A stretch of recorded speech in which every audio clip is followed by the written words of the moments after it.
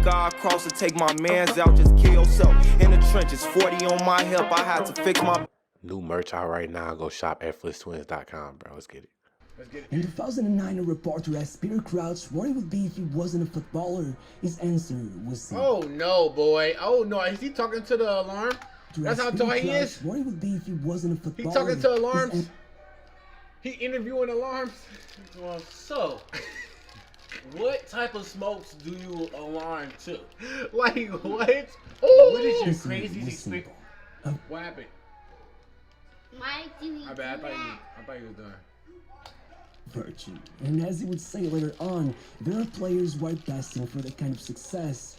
I wasn't that person. And he wasn't lying. If you asked an engineer to design the perfect footballer... Wait, tell me, wait, hold on a second. I'm not gonna just go by that. He ain't crush nothing. Wait, what? And he wasn't lying. If you asked an engineer to design... Wait. A virtue. And as he would say later on, there are players who are destined for that kind of success. I wasn't that person. And he wasn't lying. If you asked an engineer to design the perfect footballer, it would look nothing like Crouch. The guy is 2 meters and 1 centimeter tall. This is what he looks like with Santi Cazorla. This is what he looks like. Oh no! Shoot some hoops, boy. Oh no! You see? You better play power forward, Bro. Why was he doing that? Why is he golfing like he had a mini golf place? Dead Bro. Michael Jordan is shorter than him, but while Michael Jordan weighed about 95 kilos in his prime, Crouch weighed 70. As you might imagine, no club wanted to sign him, and even if they did, the fans would bully him away. I don't think people understand just how much abuse this guy took. It wasn't just the usual, how's the weather up there? He was humiliated. At one point, he was the punching bag of an entire country. It was so normalized that once I read an article where a journalist casually referred to him as a weirdo, sad-faced, parking lot carnival clown. Can you imagine? Most footballers start being lightly criticized and immediately start crumbling under the pressure, but Crouch somehow managed to push through all of that and still achieve more in his career than most footballers could ever dream of. He scored more goals than Redknapp, provided more assists than Scholes, played in a Champions League final, won Player of the Year awards in 3 different clubs, broke the all-time record for the most headed goals in the Premier League, and still managed to pull off the 3rd highest goal-scoring rate in the history of the English national team, only below Kane and Lineker, despite the fact that he was never the first choice striker. In fact, no player even gets close to his minutes per goal ratio, but still, to this day, if you ask people about him, at the very best he'll tell you he was only a decent striker. Honestly, it seems like he's never gonna get the recognition he deserves. It's been like 30 years of the same narrative. Even as a kid, he was already suffering, wishing it could just be normal. As he said, I used to cry at night. I just wanted to be a normal height. Even his father seemed to play a role in making him so self-conscious. If he played basketball, he would have been perfectly normal. It's crazy though. How some people be wishing like, some people like that super short be wishing that they could be tall as him. Bro, that's crazy. Until somebody hate on you. Either way, you short, you tall, you medium size, you're gonna get hated on. That's what I'm saying. Like they tell me him being skinny, but what if he was fat? They want something. He's too big to be playing. Exactly. Bro. And there's no way. If you go to the gym for a year, you get all buff, bro. Your muscle head at. Like for real, you're gonna get hated. Bro, it's always hated. You're gonna get bullied regardless. It's always hated. Everybody's gonna find a way to make fun of you. That's crazy, bro. Regardless, it don't matter if you're perfect. Somebody gonna find something, bro. Oh God. He was obsessed with the idea that his son had to become a footballer, and that seemed to make him resentful of his son's stature and even his personality, often berating him for being too nice. And his father seemed determined to change that one way or another. At one point when he was 14, his dad got so mad watching one of his training sessions that he simply left him there, forcing the kid to find his way back home all by himself. He was 15 miles away from home for the No, that's messed up. Why would he just leave his 14-year-old son 50 miles from... He said he was doing so bad practice, he left him there. That's disgusting. That's disgusting. Why would he do that? That's kind of ill dad. Ill dad. Ill dad. Is that at that point, Crouch was already at Tottenham's academy. He wasn't some random kid. He was already seen as a promising talent, and somehow that wasn't enough. And as he grew taller and taller, things only got worse. Once he crossed the 2-meter barrier, Tottenham slowly stopped seeing him as a serious option, but only as a novelty with no real place in top side. And then, Well, they loaned him out to Dulwich Hamlet, playing in England's 8th division. And the surprising thing is that even there, he was disregarded, booed by the fans, just abused really. And with things getting seriously rough, they ended up looking for some other club to loan him to, and well, if he thought it couldn't get any worse, then he ended up at IFK Hasselholm in Sweden's 2nd tier, where they insisted he was no good if he couldn't put on some weight, demoting him to the reserves after only 1 appearance. And the result was simple. In his first match for the reserves, Crouch scored 5. Still, things were never really good there. Honestly, there was some serious worry that this could be it for Crouch, just another failed young talent.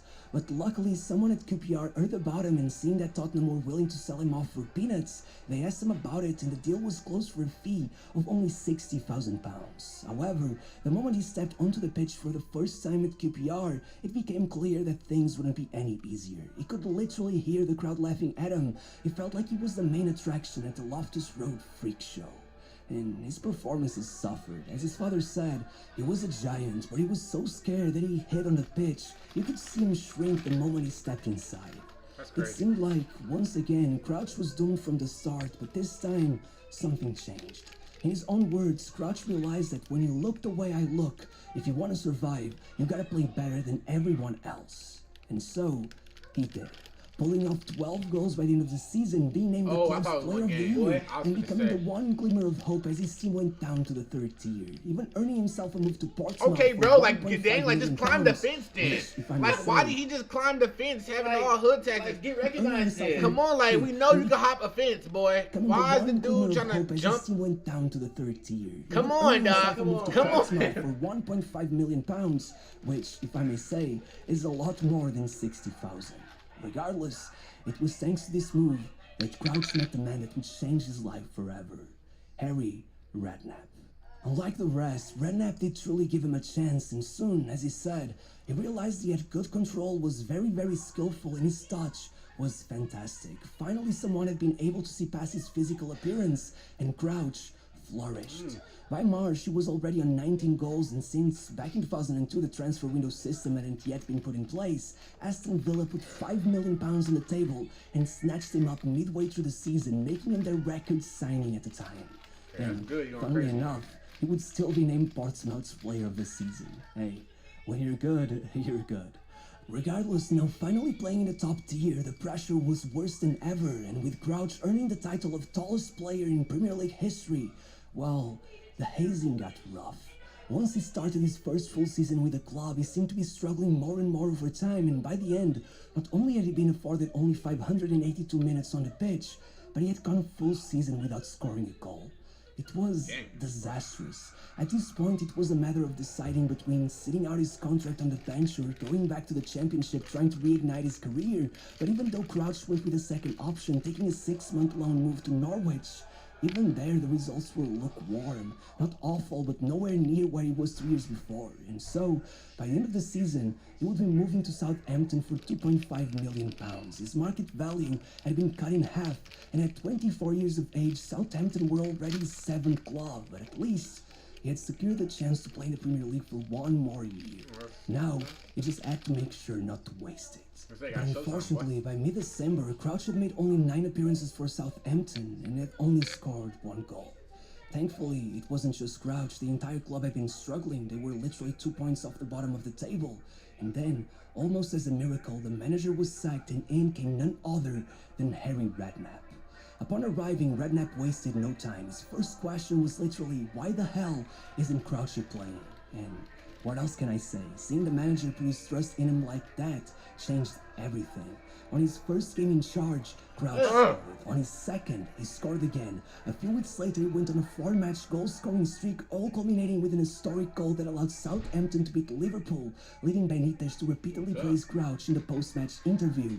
As he would later say, that's where I knew things had changed. I knew I was actually a Premier League player from that moment. I felt at the peak of my powers. It was the first time I truly felt 2 meters tall. 5 months later, Crouch had already scored 16 goals under Redknapp. He had played a mere 24 matches. If he could maintain that form for a full season, we would be looking at 30 goals a year. If y'all don't got arcade, valid, y'all bruh. better get arcade. It has the best samples in the. Eriksson caught onto that as well because right as the season ended, he handed Crouch his international debut. As he would say, I thought it couldn't get any better than that, but then my agent called and said, "Are you sitting down? Liverpool wants to sign you." Look, this was incredible. Liverpool had literally just won the Champions League, while Crouch, no matter how much Benitez had praised him, had just gotten relegated. It was the easiest decision ever, but when he did end up signing for them, the fans were shocked, even the players were shocked, and maybe they were all right to be. As he began playing for Liverpool, the matches kept going by and he looked soft, undecisive, scared really. It was miss after miss, and 10 matches in, well, Crouch himself admitted that he was already thinking that maybe he should go back to Southampton, and the people felt entitled to mock him. One pundit claimed that Peter Crouch is a great striker if you don't want your striker to score goals. Another refused to even talk about him, saying, "He's boring, isn't he?" And the newspapers, well, let's just say the expression. He said he's a great striker if you don't want your striker to score goals. Oh, heck you not, bruh. What type of compliment is that? Oh, come on, dog. To Crouch potato became oddly common. But somehow, despite all of this, Eriksson still called him up to the national team. But honestly, maybe it was for the best if he hadn't. The people found it ridiculous. They didn't rate Crouch as a player and they didn't think he should be anywhere near the national team, so once he was subbed on, the entire stadium began booing him. It was the most humiliating moment of his career. As he said, after getting back to my flat, standing there alone after being booed by 56,000 people, well, the most depressed I've ever been was there. And somehow, it still got worse. 15 matches into the season, still without a goal and drawn 0-0 against Portsmouth, Liverpool got a penalty and Crouch, desperate to score, decided to wrestle the ball off of Gerrard's hands, deciding that he would take it himself. Gerrard was apprehensive, the coach was apprehensive, the fans were apprehensive, and then he missed. Thankfully, Zindan fixed it by scoring it on the rebound, but still, that is rock bottom for a striker. I don't even know what to say. It was just embarrassing. But finally, 5 months and almost 20 matches into the season, after 24 hours of game time, almost as a miracle, Crouch took a shot from 25 yards, it got deflected, and ended up going in. As he ran towards the stands celebrating, he didn't realize the goal would be given as an own goal. But don't worry, not only did he score another in that same match, but after appealing, they even gave him the first one as well. And so, his goal drought ended. But what I find the funniest about the whole situation is that that night, Crouch, who was frequently mocked by his friends for being the only footballer who didn't get any girls, ended up going out with them to celebrate, and ended up being approached by a supermodel. A supermodel who became his wife. Hold on, baby. Don't you He's dare. only Why work- you looking at it, man? You better understand this shit get wicked if you look at me like that, baby. You got credit, baby, for a friend. Flat.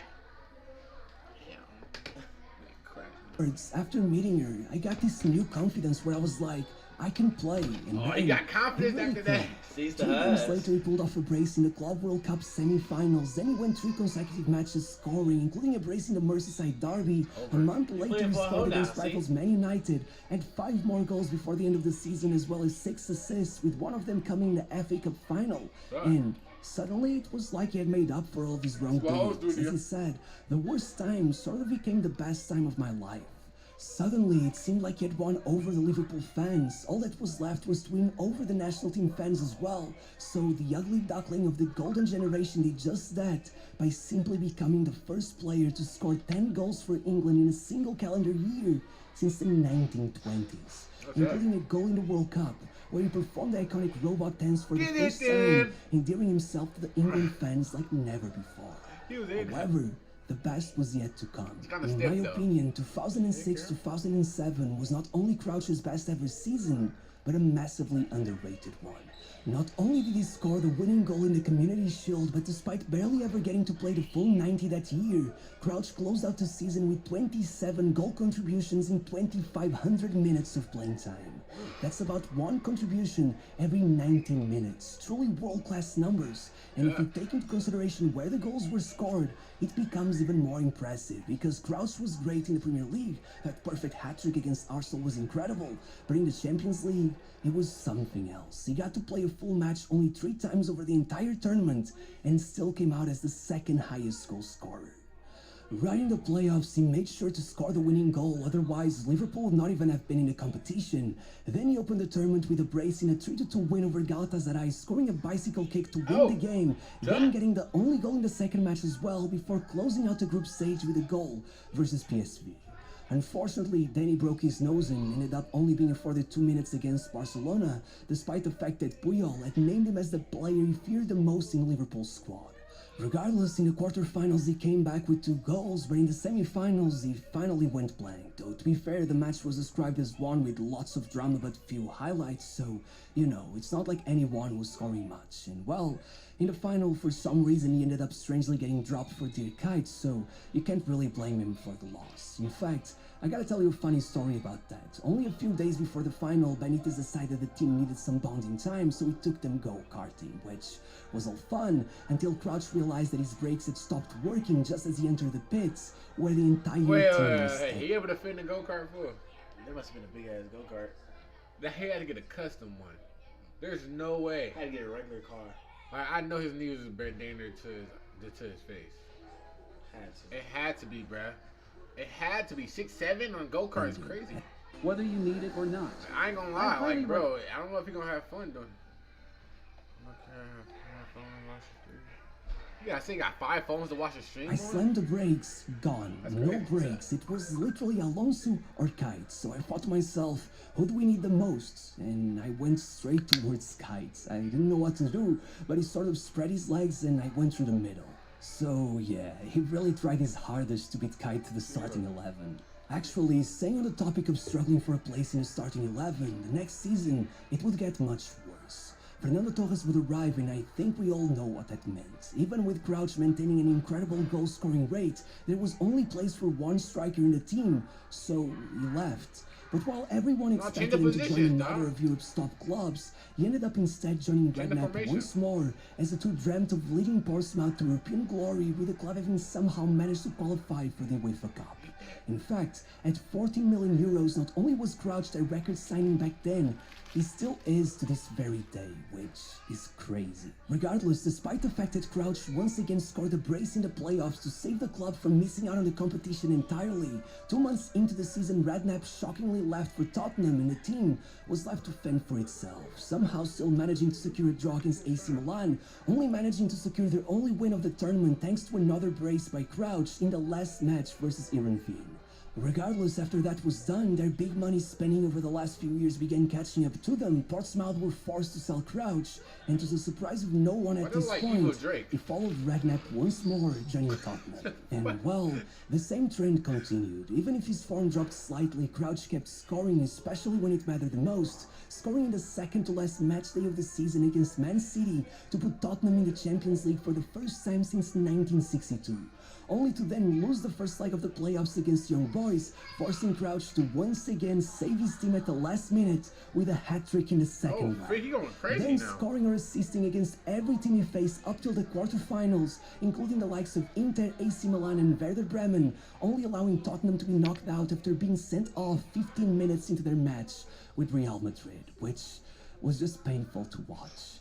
The following season, being already 31 years old and with most being under the impression that he was past his prime, he was sold to Stoke City, where even with Tony Pulis forcing him to play alone up front in a system that was seemingly not interested in scoring goals, he still managed to shine brighter than everyone else around him, being named Stoke's Player of the Year. And eventually shocking everyone by playing 7 more seasons at Stoke, reaching 100 Premier League goals and making sure to bring the robot tents back to celebrate the landmark. Bro, why you like Dirk Nowitzki, dog? Like, from afar, bro. He do like Dirk. He like Dirk Nowitzki, bro. Probably cousins. No, for real. I don't cap. I'm gonna be real. He definitely got better throughout the thing, because he had to gain his respect. He had to gain his respect. I ain't gonna lie, bro. It wasn't gonna come easy for bro. There was no way. Heard you one time to the mob. Heard that you tryna get involved with us. Heard that you tryna come by.